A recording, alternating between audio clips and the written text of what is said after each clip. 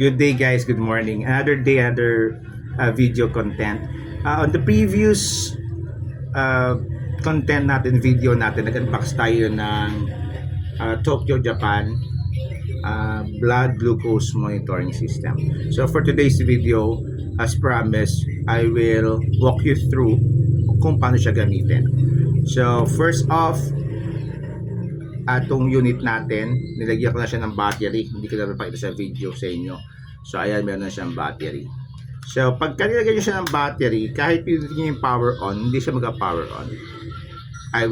Nag-power on siya actually, pero mas effective siya pag lalagyan natin ng strip, and I will show you later. Ayan, enough ko muna siya. Well, sabi ko hindi siya mag-power on, kasi yung isang yung Contour Plus ko, kahit i-power on mo siya, ayaw niya. So ito pala, nag-power on pala siya. So this is the Contour Plus, this is the Tokyo, Japan blood monitoring system. On the next video, I will give you a comparison naman. For today muna, ang video natin is about on how to use this device. So yon, first, meron na siyang battery. Make sure na meron tayong strip na ready, and then yung pen natin. This pen can easily be opened by pressing this button. Hindi man siya button actually, pero meron siya parang slide o guide. Ayun, ayan siya. So press mo lang siya, tapos twist mo lang siya. Pag na-twist mo siya, lalabas to. And then have your needle ready. Twist mo lang siya to open. Ayan na yung needle niya. And ito namang needle na to, napakadali naman siya ikabit, kasi meron siyang kanal o guide. Once na pinasok mo siya dito, kita ba? Kahit na i-twist mo siya, hindi siya papasok basta-basta pagka mali yung guide, kaya very easy siya ilagay. Ganyan lang siya.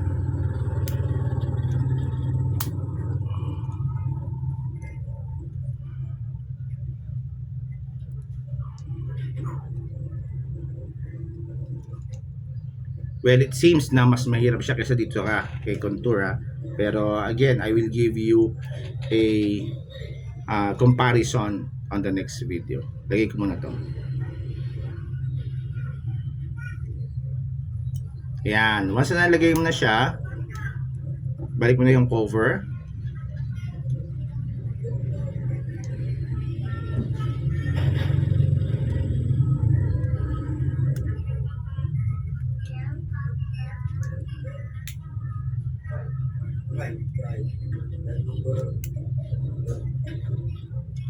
Once na nalagay mo na yung cover, twist mo ulit.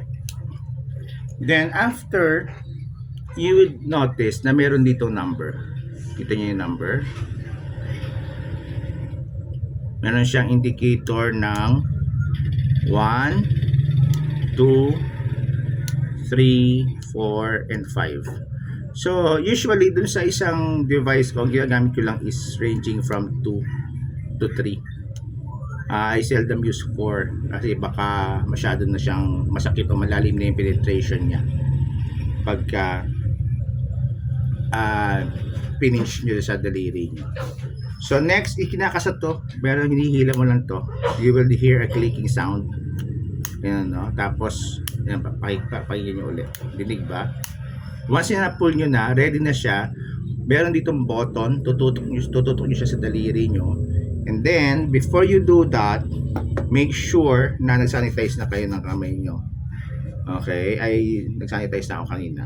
So, this goes here, itong strip. Dito siya.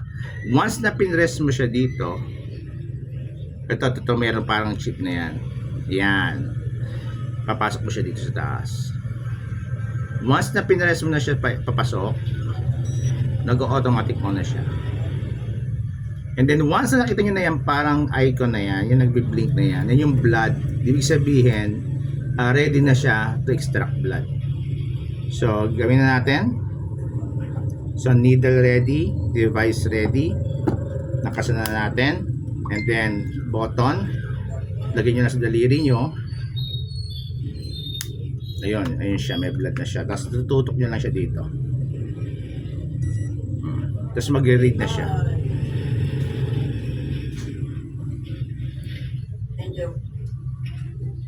Wait lang natin.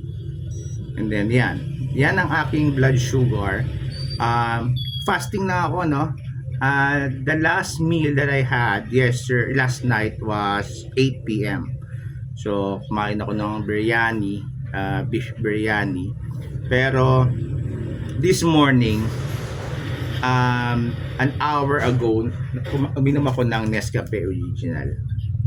So, ito ang ating blood reading, 92. So, not bad.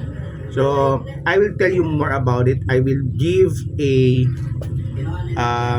more rigid review about this.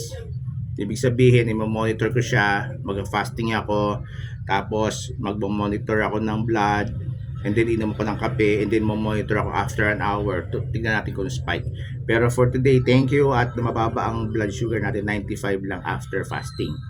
Later, kung ano man yung maisip kong breakfast o lunch, before breakfast or before lunch, mag-meter tayo, and then susukatin natin. So write down or comment down below kung ano yung gusto nyo. Kung available naman dito, sige, I will do my best to buy, to eat, kung ano man, to chicharon ba yan, o kung ano bang maisip nyo, watermelon or whatnot, or cake or anything. At least, kung kaya naman, kung di naman siya sobrang tamis, kakayanin naman natin yan. So, yung tutorial natin, ganun lang siya kasimple. Tapos, so, this is the first time I use this. So, wala pa siyang up and down. Pero once na nagamit niyo siya twice, this up and down button here will give you the reading, first reading and then second reading. So mamamonitor mo kung ano ba yung previous reading ko. So and then just go on and so forth. So in this on this device, meron siyang, as you will see, I believe that is the month and date and then time. So you would notice na yung month and date and time is mali pa siya, no? So as I mentioned, kakagamit ko na siya ngayon. I-edit ko muna siya using the user manual para ma-adjust natin yung time and date. Should you wish to have that feature to be video by me para pakita ko sa inyo, go ahead, comment down below kung paano i-adjust yung time and date. So for the main purpose of my video or my content is for us to give us a wellness or awareness kung ano yung mga pagkain na nag-spike ng sugar sa atin. So for today's video, again, thank you so much. Please like, subscribe, and share this video for awareness, and comment down below kung ano yung mga food na gusto nyong i-test natin. Bye for now, guys.